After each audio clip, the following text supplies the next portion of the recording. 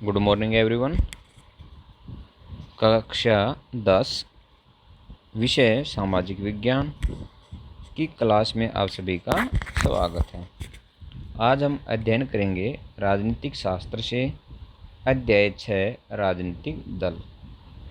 और इससे पहले जो हमने लेसन किए हैं, लेसन 1 सत्ता की साझेदारी, लेसन 2 संघवाद, लेसन 3, 4 और 5 को सिलेबस से इस साल के लिए शॉर्ट कर दिया गया है। तो इसलिए हम आज अध्ययन करने जा रहे हैं अध्याय 6 राजनीतिक दल।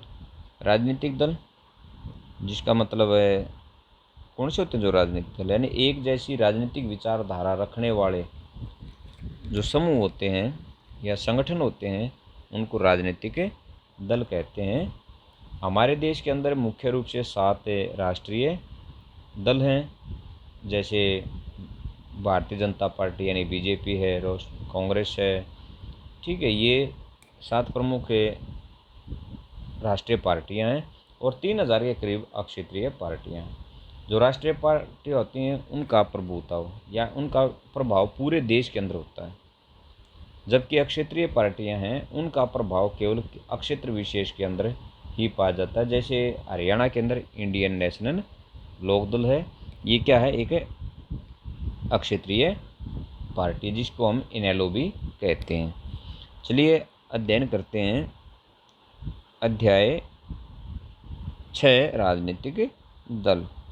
अब सबसे पहले इसके अंदर टॉपिक बात आती है कि राजनीतिक दलों की ज़रूरत क्यों है।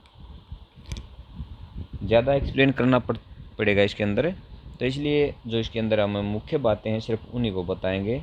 तो बाद में यदि टाइम मिलता है हमारे पास तो उसके बारे में भी हम बताएंगे आपको कि क्यों उनकी ज़रूरत, ज़्यादा एक्सप्लेन की ज़रूरत है, वो किस प्रकार से पूरी करती हैं।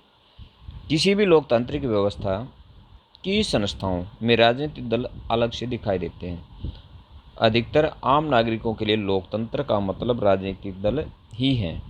अगर आप देश के दूर दराज के और ग्रामीण इलाकों में जाएं और कम पढ़े लिखे लोगों से बात करें तो संभव है कि आपको ऐसे लोग मिलें जिन्हें संविधान के बारे में या सरकार के स्वरूप के बारे में कुछ मालूम न हो।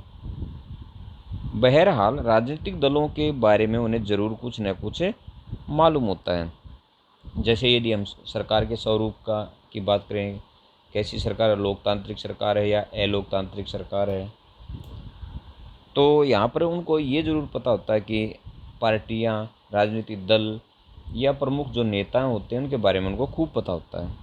चलिए आगे चलते हैं। अब बहरहाल राजनीतिक दलों के बारे में उन्हें ज़रूर कुछ न कुछ मालूम होता है, लेकिन पार्टियों के बारे में हर कोई कुछ न कुछ जानता है। तो इसका मतलब यह नहीं कि पार्टियां बहुत लोकप्रिय हैं।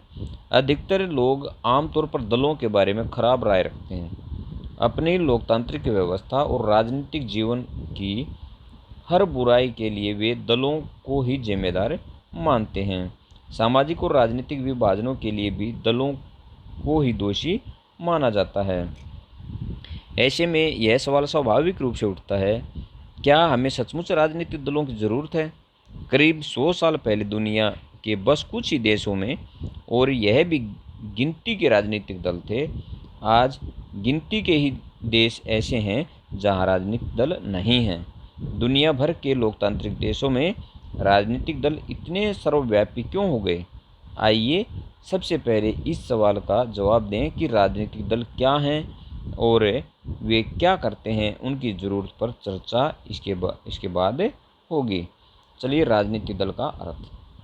राजनीतिक दल को लोगों के एक ऐसे संगठित समूह के रूप में समझा जा सकता है जो चुनाव लड़ने और सरकार में राजनीतिक सत्ता हासिल करने के उद्देश्य से काम करता है।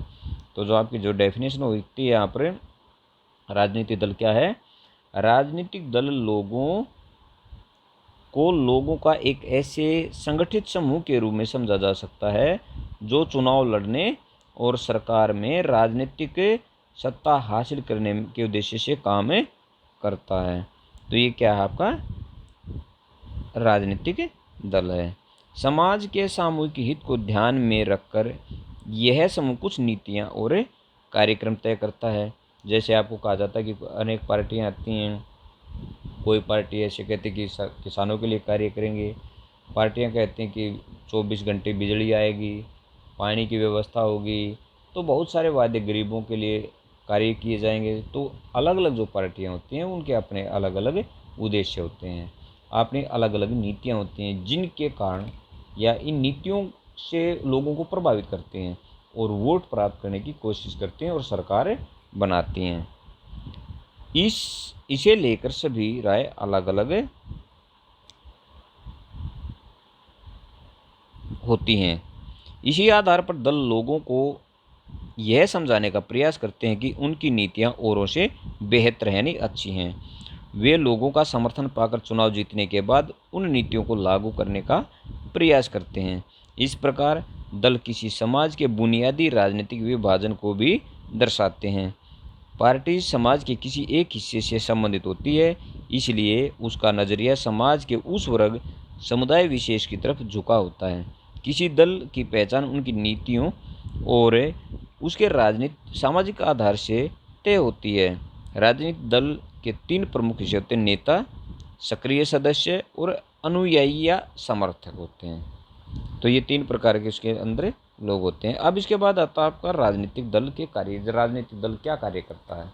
तो राजनीतिक दल क्या कार्य करता है, ये अलग अलग विषय हैं, तो जिसके बारे में हम कल अध्ययन करेंगे। तब तक के लिए धन्यवाद। आपका दिन मंगलमय हो।